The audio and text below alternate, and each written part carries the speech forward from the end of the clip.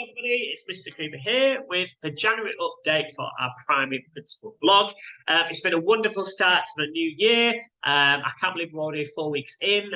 We started back on the 2nd of January, and so we've had 4 weeks of learning already. But I hope you did have a wonderful winter break, and it's certainly been a fast-paced and exciting start to the year.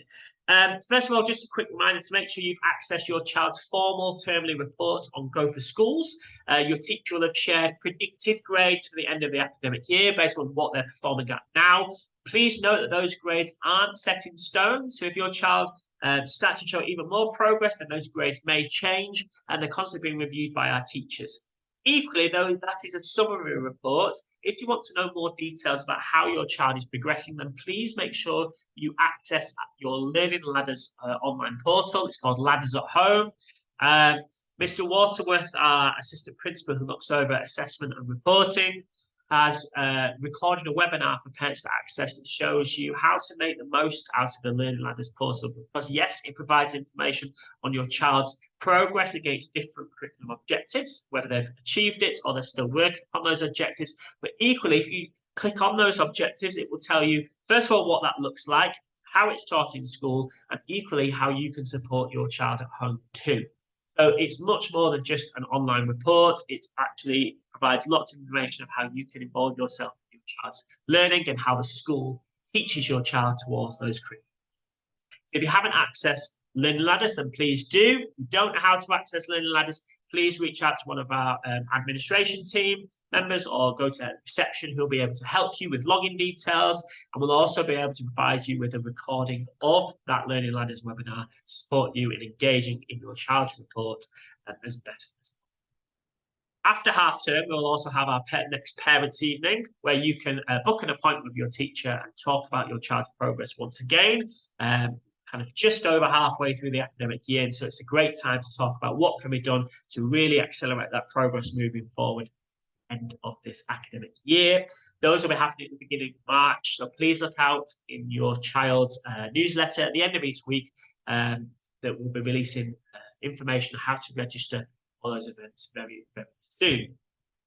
Another really key event happening next half term, I think on the 7th of March, is our annual International Day. Now, for those of you that are new to the Academy or perhaps have not been here for a very long time, prior to COVID, we used to have a fantastic International Day where children get to go outside and have lots of amazing events happening around the school. One of the main key aspects of International Day is our parent-led global village, where basically we pull together parents from our community who all share a similar nationality. We ask them all to create a stall or marketplace that demonstrates and shares some of the culture from that country, from your nationality, for children to visit, to look at, to ask questions, and to find out a little bit about what makes up our international community, to find out different cultures around the world. And of course, we can't do that without you. So this year we want to make it just as big as it was before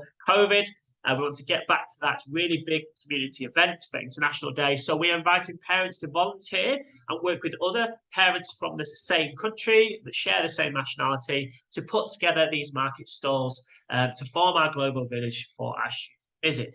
And so if you are willing to support us with this, and if you're willing to give up your day and celebrate and share your culture with our students, then please reach out to our parent liaison officer, Jacqueline, who can be found in the main reception, who is connecting parents from the same country who share the same nationality together, who can then work to develop a market stall, a display for our students to see during our International Day celebration. If you are interested, please, please, please put your name forward, reach out to Miss Jacqueline, and she'll be able to assist you with those next steps. And the final message from me, which is super important, is our re-enrollment. So you will have received an email from GEMS asking you to share with us your intention for the next academic year.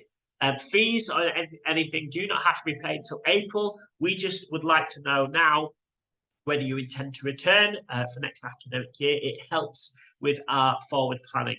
Obviously, the school is now in a position where we are full. We have waiting lists, and we want to make sure that those spaces in the school are saved for yourself, but equally we need to ensure that we're planning ahead. We've got enough teachers, we've recruited the best staff possible that we can move our school forward into the next year. And obviously, a major part of that is understanding just how many students we're going to have in the next academic year. So please, if you have not filled in that form, can you please share with us your intention, whether you want to remain at the school, whether you're not sure yet, or whether you're planning to move back overseas.